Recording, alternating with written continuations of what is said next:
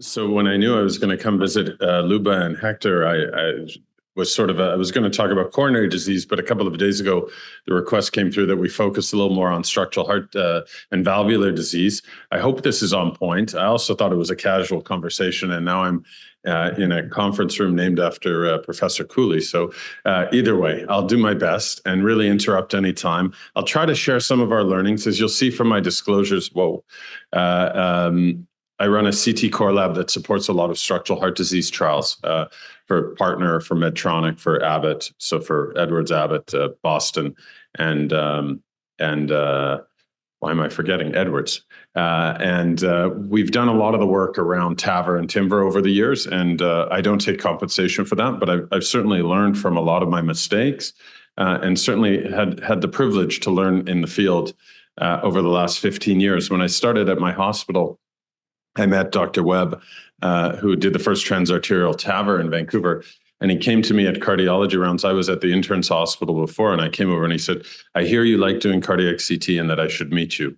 And that was really the start of a tremendous opportunity for me to learn from such a pioneer. He was very generous with his patients, and together we learned a lot over the last 15 years, 17 years, hard to believe. Either way, I share with you here the one-year data from Partner 3 published in the New England back in 2019. As you probably saw just earlier this year, presented, or last year, I guess now, simultaneously with TCT, was the 5-year outcome of the Partner 3 low-risk randomized trial published in the New England Journal of Medicine. And what the Partner 1 data and Partner 3 data show us is that there's still quite a bit to learn, but nonetheless, there's relative equipoise in low-risk patients being randomized to TAVR versus SAVR. The patients who undergo TAVR do quite well. It would appear the durability is comparable. Certainly, the early outcomes are perhaps superior as it relates to early readmission. But the 5-year data, which I don't share now, shows that there's relative equipoise with a slight increase in valve thrombosis in the TAVR setting. But patients are doing fairly similarly as it relates to heart events.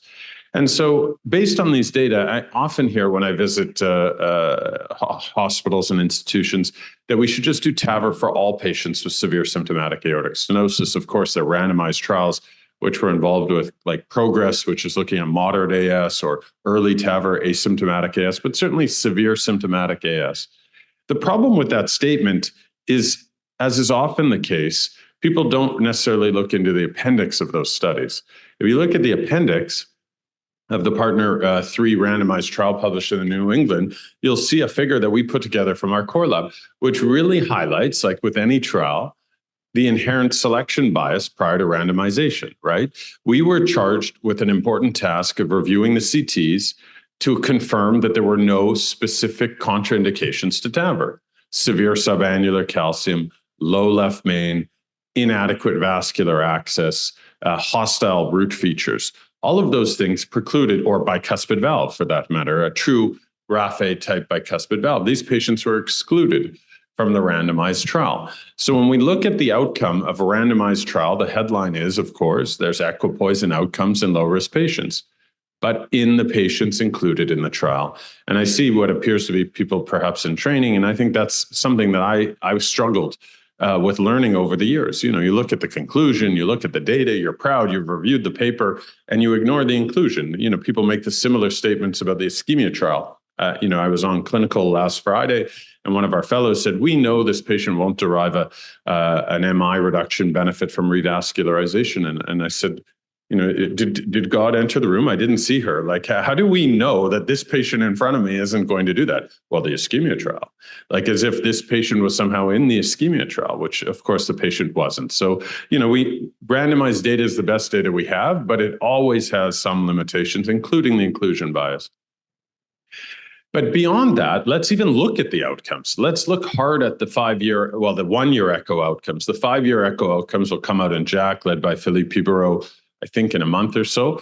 But what we see here, and not surprisingly, is that patients who underwent TAVR in Partner 3 had a modest burden of moderate paravalvular regurgitation, and certainly had no severe paravalvular regurgitation.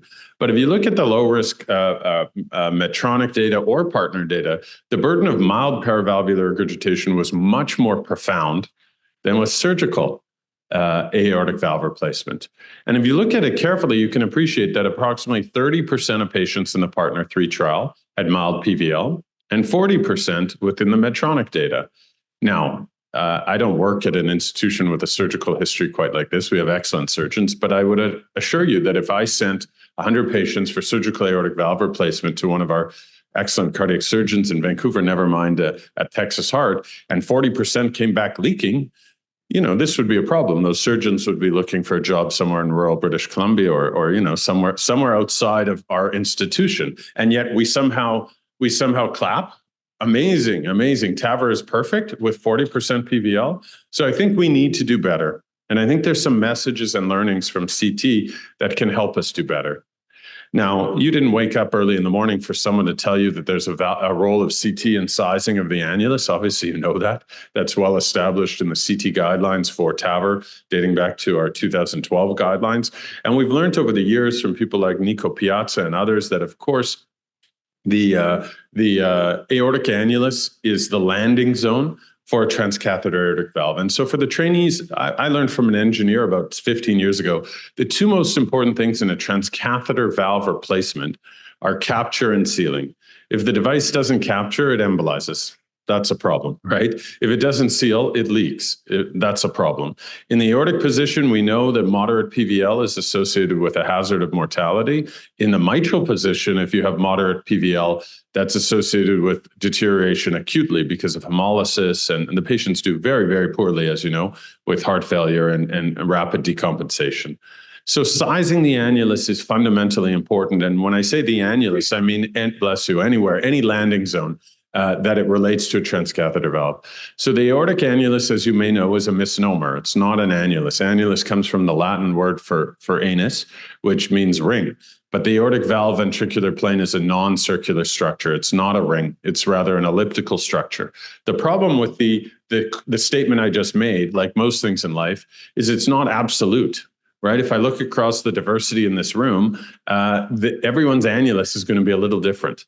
The degree of ellipticity is going to be different across people. And of course, I can't predict the degree of ellipticity based on height or ethnicity or gender or sex or any of these things. I actually have to look at your annulus. So why am I saying that? Well, before I get there, let's refocus on the role of CT as it relates to annular assessment, to size the annulus, to measure the area, the perimeter, and so on, to evaluate the landing zone, because we know that the landing zone is a predictor of risk of annular injury. The valve morphology, again, I'm sure when Luba and I started, and Hector not long after, in CT, I remember when we would have echo fellows come with us, they would say, stay in your lane. CT isn't for the diagnosis of bicuspid valve disease, because you don't have the temporal evaluation of the valve. But I would just share with the trainees in particular that if you think of a question that requires spatial resolution or requires anatomical detail, think of CT. If you have a question that is related to temporal resolution and hemodynamics, think of another tool. But if you want to determine if there's a raphe, if that non-separation of the two cusps does not extend up to the sinotubular junction, which is the hallmark of an actual raphe versus asymmetric cusp fusion, the best tool is CT. So let's dive into annular sizing. For the trainees, you may know that the balloon expandable device, we propose that we use annular area to size the aortic annulus and to size the transcatheter heart valve. The self-expanding device proposed that they use perimeter. Now the question is why? A lot of this is historic. So the aortic annular area is consistently measured across imaging platforms and has been consistent dating back 15 years. Perimeter was inconsistently measured because the perimeter requires that they smooth the margin of the perimeter measurement by nature of the subtle undulations that occur when you trace the perimeter.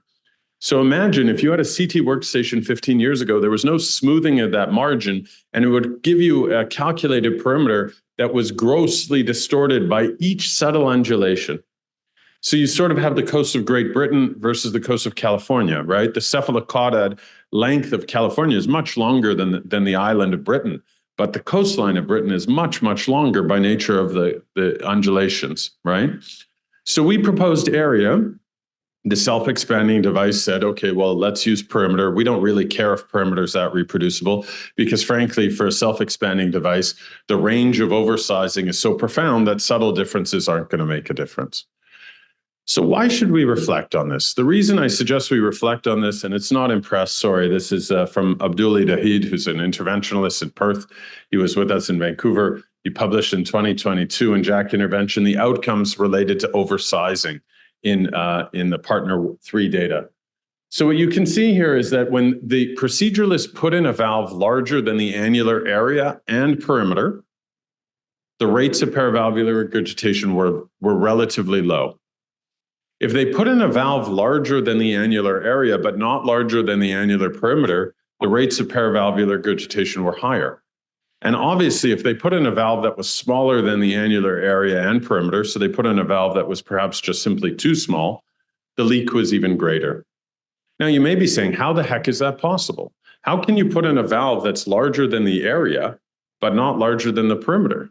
Well, that wouldn't be possible, of course, if you had a circular annulus. I don't know if anyone on Zoom could see this, but if you have a circular annulus, then it's a mathematical, I don't know much about math, but the relationship between area and perimeter would be fixed, right? So you couldn't have that. But imagine I have an ellipse, and even if I take that to an extreme and I collapse the ellipse, what's the area of a collapsed ellipse? A deflated balloon? Nothing.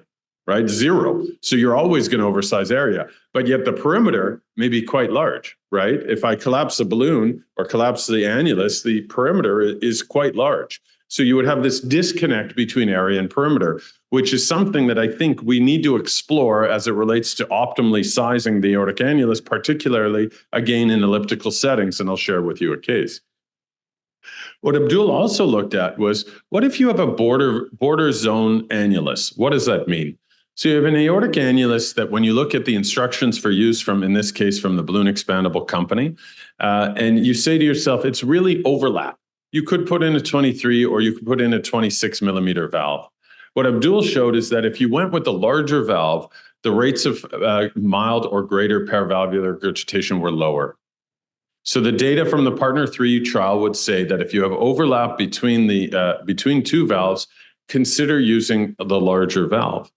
Now, lest I leave you confused or erroneously informing you, again, reflect on the inclusion bias. So for the trainees, again, this is within that data set.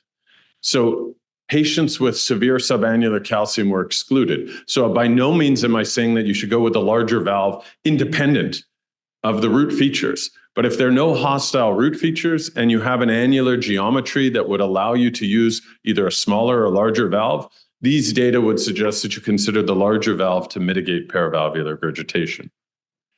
Now let's come back to this whole concept of area versus perimeter. I know it's early in the morning and to be talking about math at this or geometry. So an ellipse always has a larger perimeter than a perfect circle with an identical area, right? That's just a mathematical truism, right? If you have a circle that's 3 centimeters squared, and if you have a perimeter that's 3 centimeters squared, the perimeter that's elliptical, you have an area that's 3 centimeters squared, but in an ellipse, the perimeter will be much larger by nature of the fact that it's collapsed. If you still had an area this big, this is a much bigger perimeter to get all the way around it, right? Versus a perfect circle. So we know this holds true. And how is this implicated in annular sizing? Well, let's look at this. If we had a perfect circle, life would be so easy, right? One of my many requests, that if the annulus was a perfect circle, then I could tell you the area and you could just calculate the perimeter, right? I mean, this would not be hard. What is it? Pi r squared, right? But we don't have a perfect circle. We have an ellipse. But worse yet, as I mentioned at the beginning, we have an inconsistent ellipse, right? My ellipticity may be 15%, Luba's may be 30%, Hector's may be 45%. Then you convert into Canadian, it's like 60%. Okay, it says, all right, there we go. I waited on that one. All right, I'm desperate for a laugh. But nonetheless, so the ovoid annulus, look at that. The relationship between area and perimeter goes from 2 to 1, which it is in a circle, to perhaps 3 to 1. What does that mean? Let's look at an annulus. So here's a case. Elliptical annulus, 20 by 27.7 millimeters, with an area of 4 centimeters squared and a perimeter of 74 millimeters. If you were to select a 23 millimeter valve, you can appreciate that would result in area oversizing of about 5%. which would be reasonable. That's sort of within the wheelhouse of what one would want for a balloon expandable device. But I look at this case and I said, wow, this is elliptical. And I remember reading or learning that elliptical annuli may have a disconnect between area and perimeter. So let's explore the perimeter relationship. The perimeter, if I put in a 23 millimeter valve, that's telling me that I'm putting in a valve that's simply too small for that perimeter, because there's this anatomical disconnect between area and perimeter in an elliptical annulus. On the other hand, if we go with a 26 millimeter valve, if I were to just rely on the area measurement, which we do for the balloon expandable device most of the time, I would look at that annular oversizing of 33.5%, and I would say, whoa, that's too much, right? The annular oversizing in the instructions for use for area is about 5 to 20%. So you would say, whoa, we don't put in a 26 millimeter valve. There's hazard here of rupturing the annulus. But if you actually pivot to the perimeter, you can see that the degree of perimeter oversizing is 10%. Which is right at the northern ceiling or the upper border of what would be acceptable. So the point here is to really reflect. When you see an elliptical annulus and you're doing CT, reflect on both area and perimeter. We flag those cases. Today is Wednesday. Today's Wednesday. At 4 o'clock, we would have structural heart rounds, and these cases would be thoughtfully discussed and really empower the interventionalists to say there's no right or wrong answer here. If we go with area, it would suggest a 23. If we go with perimeter, it would suggest a 26. Our data from the partner trial would suggest go with the larger valve. But are there hostile root features? Is there severe subannular calcium? Is it a woman who had radiation and you think her tissue is friable? Okay, then go with a smaller valve. But it creates a conversation to actually optimally size in these unusual, well, not that rare, but these occasions. So it's a pearl that I try to share with you because it's an opportunity for us to continue to drive improvements in outcomes and refine sizing. Now, of course, as Dr. Webb once told me when we were first proposing CT sizing, I was very confident that CT could drive improvements in outcomes compared to two-dimensional echo.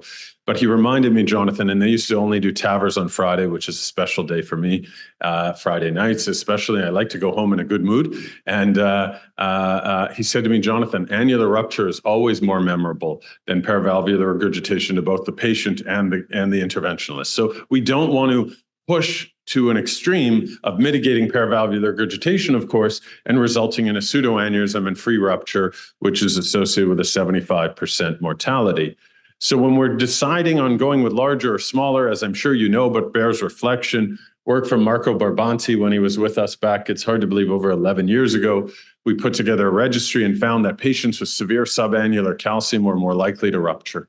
Right? So when we're deciding smaller or bigger, make sure you really interrogate the root for other potential risks of complication, including annular and subannular protruding calcification. As we showed in the guidelines, when you have moderate to severe paravalvular regurgitation, we label those as an amber light or red light. So again, as it relates to our structural heart rounds, we have green, amber, and red. If it's green, we don't even discuss the cases anymore. But if I had an elliptical annulus, for example, uncertainty about sizing, and then the extent of annular or subannular calcium is moderate or greater, that bears a very thoughtful conversation to try to make good decisions and help optimally drive outcomes. We are exploring with a number of people, including the team from Georgia Tech, tools not dissimilar to FFRCT, although in this case not using necessarily computational fluid dynamics, but rather solid state modeling and other tissue modeling to predict force and pressure to predict the risk of injury. Here you could see, this is from Lakshmi Dasi at Georgia Tech. Looking at the balloon expandable device, here you can see the nodules of calcium, and then they can actually calculate the expected dynes or pressure that would be exposed to the root of the aorta. And here you can see that they were able to predict in this case that this nodule of calcium would be exerting a 2 megapascals, I believe, peak stress, which the reported literature for rupturing the root obviously depends on male, female radiation and so on, but would be roughly 1.2, suggesting that there would be hazard that that nodule would perforate the sinus of Valsalva, which it sadly did. So understanding THV degeneration. So about a decade ago now at CCT, I think it was 2014, I remember the team that was leading the analysis for the should remember the name of the valve before you mention it, Portico at the time. So Portico is no more. It was a valve that was brought forward by Abbott. And I remember Raj Makar coming to me at the meeting and saying, we're doing CTs because we wanted to understand valve geometry in the self-expanding device. And we're seeing a lot of this dark stuff on the leaflets. And we didn't know, of course, what it was. At the same time, a friend of mine in Germany and Denmark, they sent us cases as well. And they said, we're seeing this at a week. And I said, of course, like in a rationalized healthcare system like we have or rationed healthcare system like we have in Canada. I said, why are you doing a CT? Right? But they did CTs and they uncovered that these patients, not surprisingly, were having what turns out to be thrombus formation, hypo-attenuating leaflet thickening at a week. Fortunately or unfortunately, the field, mainly physicians, perhaps for excitement and also investigator enthusiasm, some people were quite histrionic about this. Fortunately, the Food and Drug Administration in your country actually put a pause on it and said, let's be calm here. We don't know that this isn't happening also in surgical valves, right? We're seeing this hypoattenuating leaflet thickening. Patients are doing well. Hold your horses, maybe a Texan phrase, and let's figure out how often does this actually occur. And so as a result, the FDA mandated, for example, in the Partner 3 trial that we and the Medtronic low risk, that the patients undergo CTs at 30 days and 1 year, and we reviewed those CTs in a blinded fashion. So as I stand before you here now, February 7th, I guess, 2024, what do we know about HALT? We know it happens in surgical valves, bioprostheses, obviously, and transcatheter valves. It occurs perhaps slightly more frequently in transcatheter valves than surgical valves, although not profoundly so. Perhaps marginally higher, 15% on average in the transcatheter valve, 10% in a surgical valve. We know it has very classic imaging features, and this is important, right? It has to be meniscoid, thickest at the base, thinnest at the tip, and it should thin out as it goes to the tip, predominantly aortic in location. If you have circumferential hypoattenuation, that's pannus. That's a finding of ingrowth of fibrosis. If you have calcium, of course, it's not HALT. If you have focal thickening of the tip of a leaflet, that's not hypoattenuating leaflet thickening. That may be a vegetation, right? To call HALT, you really need to see this classic appearance, thickest at the tip, at the base, thinnest at the tip, and then varying degrees. We provided a score of 1 to 4 for each leaflet so that you could have HALT that was maybe minimal of 1 versus a HALT score of 10, which is almost certainly associated with hemodynamic compromise. It's also important for the interventionalist to realize that if Dr. Frank calls HALT of 1, I may disagree with her 25% of the time. And Dr. Medina may disagree equally as often. So HALT 1 or minimal thickening of the base is obviously an uncertain diagnosis. Once we have a HALT score of 2 or 3, I think we would be very consistent, not necessarily whether it's 2 or 3, but certainly that it's present or absent. So the question we have, what we know from all of the data to date is that there's some conflicting evidence. I didn't delve deeply into it because it seems too early and I want to open up for questions. But there's some data from Minneapolis Heart that says that deformation of the valve drives HALT, and some of those patients that had HALT had a higher mortality. But again, when you look at that very elegant work from Miho Fukui and João Cavalcante and others in Circulation, you'll see that the HALT was not blinded to the doctors managing the patient. So some of the complications or some of the mortality may have, in fact, and they even highlight that, may be associated with the unnecessary anticoagulation of these patients. We saw that in the Galileo trial, right? It was a randomized trial of NOAC versus no medical therapy or versus aspirin post-TAVR, and they had to stop the trial for harm because patients were bleeding. So this assumption that HALT is necessarily driving bad outcomes there's really little evidence of it. There is growing evidence that having HALT may be associated with rising gradients prematurely. There is that work from Bad Krotzing. There's similar work from Aarhus, Denmark. And I think that's really the outstanding question. And so if we look at defining valve degeneration, it is important that we reflect on the updated VARC-3 criteria, which are important because VARC-3 updated the last VARC criteria dating back to 2015. So this is a Valve Academic Research Consortium.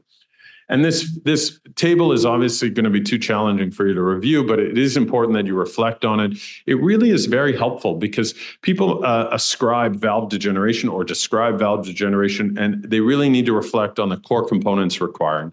So we have obviously structural valve degeneration, such as permanent damage to the prosthetic ring, wear and tear, leaflet distortion, flail leaflet, and so on.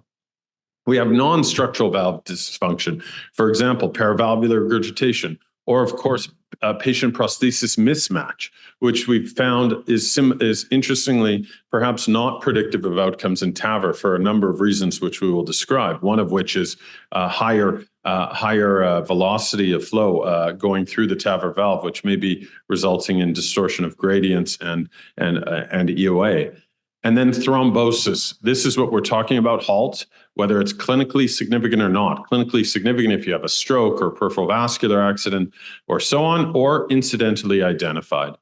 And then you explore the presence of hemodynamic change, which is dependent on the gradient change, right? A mean gradient change of 10 millimeters of mercury, a gradient change of 10 millimeters of mercury, or a mean gradient of greater than 20, obviously severe, even more so, a gradient greater than 30. And then we move on to bio-prosthetic valve failure, or BVF, right? Any bio-prosthetic dysfunction with clinically expressive symptoms of LV dilatation, dysfunction, pulmonary hypertension, and so on, aortic valve reintervention, and then valve-related death. Now, why is this important for the trainees? Just so you understand, prior to VARC, how did we define bioprosthetic valve failure when it was only surgical valves? Freedom from reoperation. Can you imagine? So we had no idea how often these valves were degenerating, because if you had a patient in a senior's assisted care living home who was developing heart failure and was not a surgical candidate, and the patient died of heart failure from valve degeneration, they didn't have valve degeneration because you didn't reoperate. What? I mean, that was, it was obviously highly limited. So what have we learned? We've learned that HALT is an interesting imaging finding, but when we look at explanted valves, and this is work from Stephanie Sellers, who is a vascular surgeon who did a postdoc with us and is now on faculty at UBC, she's collected a lot of these valves that have been taken out for various reasons. And what she's shown us is interesting, albeit not definitive. And that is that you don't get calcification, which is very mature valve degeneration, without fibrosis, and you don't get fibrosis without thrombus. What she cannot tell us, of course, is that if you have thrombus, that you will develop fibrosis or calcium. But I think we can say with relative confidence that you don't bypass thrombosis, right? You don't go from perfectly normal valve to calcium. Interesting. She also showed us that thrombus can form in a whole host of patterns of flow, which is also interesting, suggesting that it's not just neosinus deformation, but actually something biologically on the valve. Because as you know, there have been a number of studies that have looked at potential drivers of HALT. There's the whole mechanical properties concept from Georgia Tech and others, that you drive the native aortic valve into the sinuses and you alter the vortices of flow within the sinuses, and you don't wash out the TAVR valve and it develops thrombus. That would be beautiful and very simple. But there's a whole other issue in play, which is, of course, the host, the biology, right? When you crush the native aortic valve, you release, not surprisingly, tremendous inflammatory milieu, TGF-beta, all sorts of other things that I can't pronounce or understand, but that may be driving it as well. Why do we think it could be a biological process? And this is work from Edinburgh. This is from Alistair Moss, Mark Dweck, and the Duke of Edinburgh Chair of Cardiology, David Newby. What they've done is sodium fluoride, right? Toothpaste, PET, on these surgical valves. And what did they do? What did they show us? If you have sodium fluoride avidity in a native aortic valve or a surgical valve, it is a strong predictor of progressive valve degeneration. Sodium fluoride co-localizes not just with microcalcium, but with collagen disarray. So what you're finding here is that you can have some patients with thickening who have sodium fluoride that is not avid. You have other patients with thickening where the sodium fluoride is avid. So highlighting that the thrombus itself may not be enough, but understanding the avidity or the biology of that leaflet is important. This is their work published in 2019 in JACC. You can see from our vascular biology lab findings of fibrosis, and again, matrix degeneration, where you actually get disruption of the underlying collagen, which may at that point Valve degeneration may be in fact accelerated by Coumadin, which is known to continue to drive matrix degradation. And here's the sodium fluoride avidity with a tight relationship between sodium fluoride avidity and annualized change in peak velocity across that valve. Similarly, Jacek Jawinski, when he was with the group in Edinburgh, now back in Krakow, looked at this in TAVR valves and presented this at ESC and published in Circulation. And very similarly, what they show here is that TAVR has similar HALT, at least in their cohort, to SAVR. The sodium fluoride, interestingly, uptake around the device. This is, I think, super cool. Again, I think often we thought that when we crush the native aortic valve, we're done. Right? The native aortic valve is out of the way. The problem is it's not just bland tissue, right? It's not a pipe.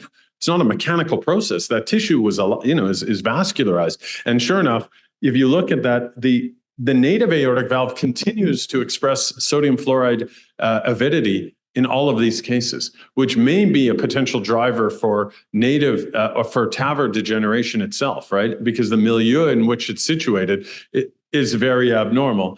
And then if you look at the frequency of sodium fluoride avidity, though, it's lower in TAVR than in SAVR. So I think this is something that's important to reflect on. Last few slides. Can we more completely evaluate CAD prior to TAVR? So the interventionalists in the room probably can educate us that we have no evidence to suggest that someone should be revascularized prior to TAVR or even peri-procedurally. We have no randomized evidence. That saying, we had Melissa Daubert presenting at TCT the 5-year outcome of the intermediate risk trial, showing that patients who had coexisting coronary disease untreated were more likely to die at 5 years. So you don't need to be a rocket scientist to imagine that while we have no evidence that revascularization will improve outcomes, that coronary disease will undoubtedly play a role in prognosis if you take a patient that has a longevity or life expectancy beyond 1 year or 2.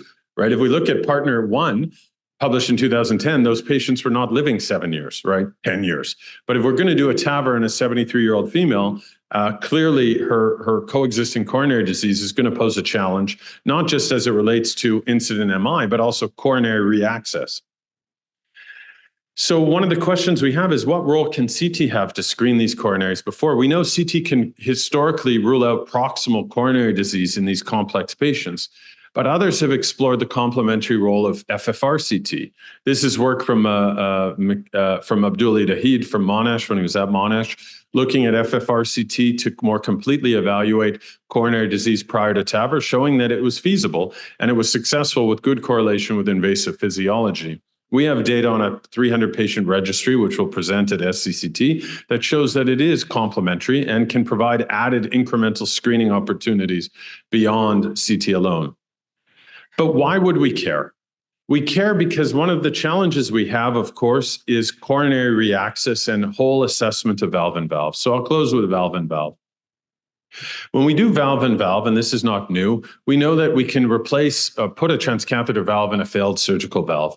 And those patients do quite well, but we still, again, need to do better. This is from Sabine Bleisefer from Munich, highlighting that patients who undergo valve and valve still have a poor outcome out to 8 years. And what are the drivers of those outcomes? I think the common late driver is, of course, valve degeneration, which is a separate conversation. But early on, what we learned, one of the real challenges with valve and valve is coronary occlusion. I learned this from Danny DeVere. He was back at Shaare Zedek in Jerusalem, but he spent 2 years with us. And you can see what Danny showed us. When you do a valve and valve, there's a significant risk of coronary obstruction, particularly if the surgical valve leaflets are externally mounted, as we see in these cases right here with the MitraFlow. And I struggled to understand the mechanism of coronary obstruction for a long time until Danny showed me this model.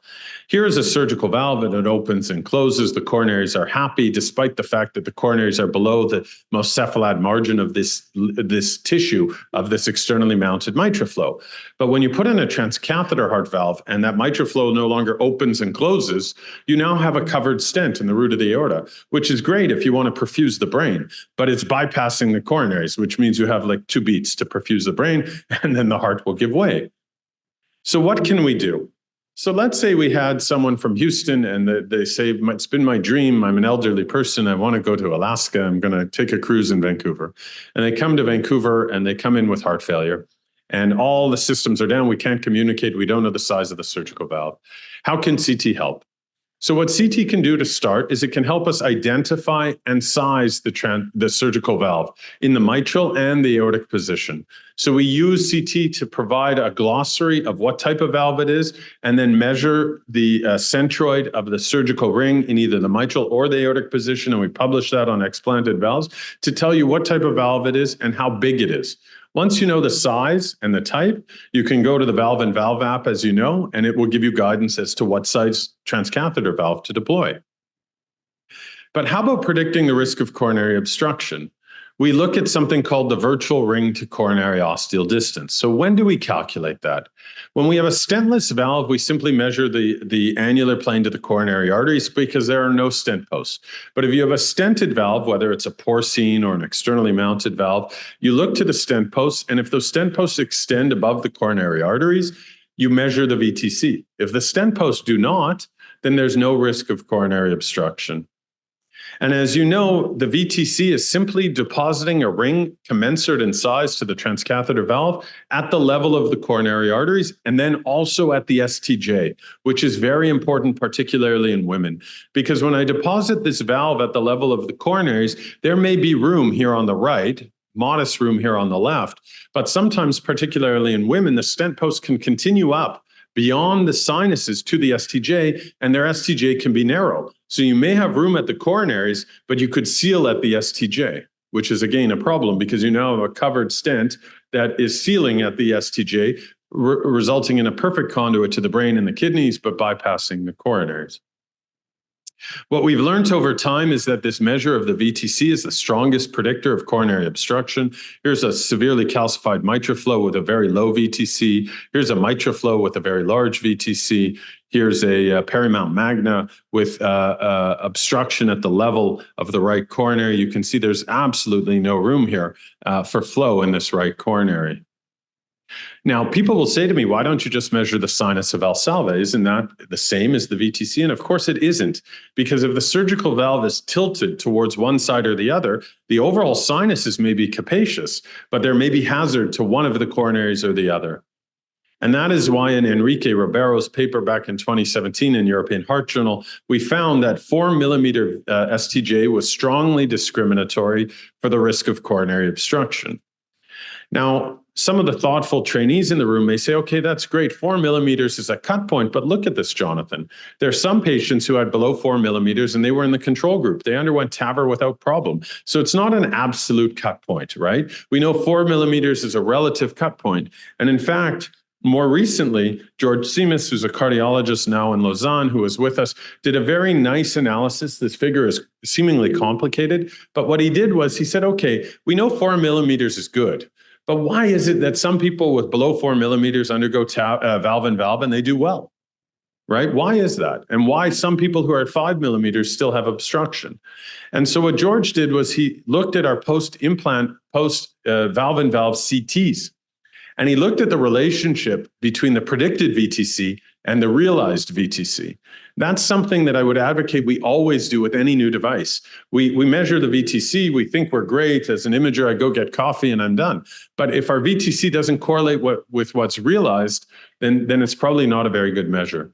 So what George found is that our VTC is generally smaller than the realized VTC unless they do post-balloon dilatation. So now if we have a marginal VTC, we tell our interventionalists, you will likely get away with this. But if you need to do post-balloon dilatation to drop the gradients, if you need to crack that valve to drop the gradients, then the VTC is probably tightly concordant.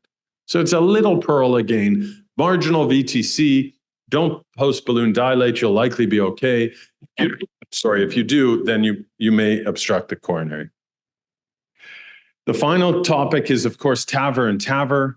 This is a really growing interest. Of course, we have seen large registries that say that it's possible. Of course, the risk of coronary obstruction will be again driven by whether or not the first THV extends above the coronaries. When I say that, it's of course not just whether it extends above the coronaries, but to what extent do the leaflets extend, right? Because all of these devices, the stent posts, the leaflets don't necessarily extend all the way up. So if the posts extend above the inferior margin versus if they cover the entirety of the coronaries, the risk of coronary obstruction will be higher. Now, there are different ways to modify that risk. One is to deploy the second transcatheter valve lower, because or the first transcatheter valve lower to avoid, to ensure good coronary access later. But as the interventionalists in the room will know better than I, that comes with risk as well, a need of conduction disturbance or a conduction disturbance and need for pacemaker, and also post-implant gradients. But this is an option. Another option, of course, is leaflet modification. So leaflet laceration with basilica, where we use electrocautery to splice a leaflet to open up the cells of the initial THV to improve flow to the coronary arteries. Here you can see on the bench a so-called basilica, where they splice the leaflet of this surgical valve, and you can see that it opens up flow to what would be the coronary artery. Now, this relies on a couple of key elements, though. The commissural alignment of the first valve, right? So if the commissure is misaligned and you can only slice the midpoint of the leaflet. If the stent post is aligned right in the middle of that, that's a problem, right? So understanding commissural alignment of the surgical valve is really important to understand the likelihood of a basilica being successful. And it's also a major focus for the transcatheter heart valve companies to provide markers to allow the proceduralist to optimally align that valve to ensure so-called commissural alignment. But if we look at basilica, the other key issue, and this is the last two slides, is to not forget that at the end of the day, when we do CT, we're not just looking at random anatomy, we're looking at the patient-specific anatomy. So while there's a great deal of focus to optimally align the commissures so that basilica is feasible, even if you optimally align the commissures, if the patient's anatomy is variant, then it's not going to work perfectly, right? If you could design a human such that their coronaries were 120 degrees offset across the 360-degree clock face, then commissural alignment would always work. But for those of us that do CT all the time, you see sometimes the coronaries are very close, sometimes they're 200 degrees apart. And so what the group from Brazil did very thoughtfully, they simply looked at the relationship of commissures to coronary ostia, and you can see that there's significant measures that one can provide, including the angle between the coronary arteries. And what they showed was that if there's a larger angle between the coronary arteries such that they're more widely offset, then the risk of right coronary occlusion is going to be much larger. On the other hand, if the angle is smaller, then the risk of left coronary occlusion is higher. And why I say that is that even if you have commissural alignment, optimally deployed, their coronary anatomy is so offset that it won't allow you to really achieve basilica and perform basilica and optimally drive coronary flow. So I'll stop there. I want to thank you for your attention. It's always hard to talk on structural heart disease. When Dr. Frank asked me to talk about valvular disease, if we speak at a valve meeting, we can go deep into some very esoteric topics, which maybe I did. For broader general audience, it's obviously challenging, but I'm humbled by the opportunity and I look forward to your questions. Thank you.